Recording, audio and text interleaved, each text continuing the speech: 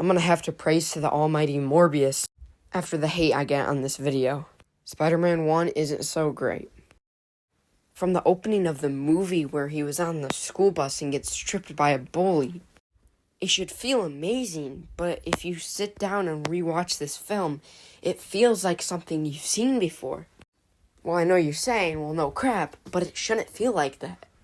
It should feel like something that sucks for the character. You should feel with the character.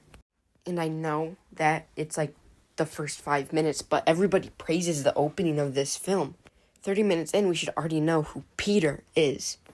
All we know is that he gets bullied and takes some creepy pictures of his crush. Even after he gets bit by the spider, he still feels empty. We sympathize for him, but don't we sympathize for everyone who gets bullied, real world and out? This is no hate to the director, Sam Raimi. He does what he can in this film, what he's given.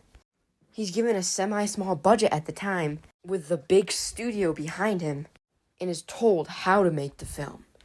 You can see Sam Raimi elements sprinkled throughout the film, but it just feels like a Sony movie, not a Sam movie. And I know what you're saying. Well, Cosmic, this is the first theatrically released Spider-Man movie of all time. Of course, it's not going to be perfect. And I'm going to have to say, you're right. And every word and letter that you said there is right. But shouldn't the audience deserve a film that's amazing? And how many times people say this film is the best in the trilogy, or the Spider-Man movies just in general, I will have to continue to disagree with them. For one simple reason. And that's the second half. Wait, hold on, stop. Okay, now if I were to ask you a question, what was Peter's main theme throughout all of the comics and every single movie? It's with great power comes great responsibility. And throughout the entirety of the second half, he deals with only one scene that he has to deal with responsibility.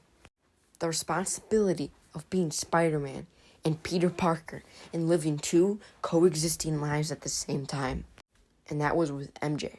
Now, I'm sure you guys can tell me that, there's this other stuff with him having to be responsible in the end of this movie or in the beginning of the second half.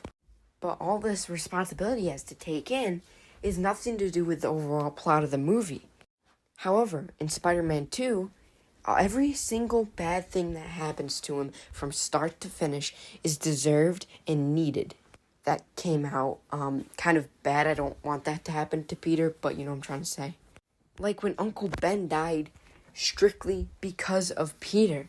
If Peter has stopped the criminal, then Uncle Ben, his father, would not have died. And that's responsibility Spider-Man and Peter have to go through. It should be every time he puts on the mask, something in Peter's life goes wrong. But the unbearable weight of the first act and then the second in this movie is ridiculously unshaved of responsibility. I'm using big words here, but basically what I'm just trying to say, the second act and second half, I should say, Peter really doesn't go through responsibility. In fact, Spider-Man goes through more responsibility, with him not being able to save someone or him walking in on a trap with the Green Goblin. And again, this is no hate to Sam Raimi. He is one of the best directors of our time. I loved his direction in this movie. It just didn't seem like a Spider-Man movie. It felt more like a new beginning to the superhero genre. And I know my opinion changes a lot over the course of my life, so I'll probably love this film in a week from now. But for as long as I can remember, I just didn't like this movie. And I always preferred Spider-Man 2 over this one. And I know it's just me, meat riding the character of Spider-Man in this, but I truly believe that Sony had no idea what to do with this, and Sam was the only thing that made this movie watchable for the audiences. If this was directed by anyone else, this movie would not have succeeded at the box office. There would not have been a Spider-Man 2. There wouldn't have been a Spider-Man 3 to make it Andrew Garfield take the lead of the character in 2012, and eventually up to Tom Holland. So this is part 1 of me going back and sitting down to watch these movies and talk about how I feel about them. You can all have your opinions, but this is mine. And I just truly, truly believe that this is not a good Peter Parker, only a good Spider-Man.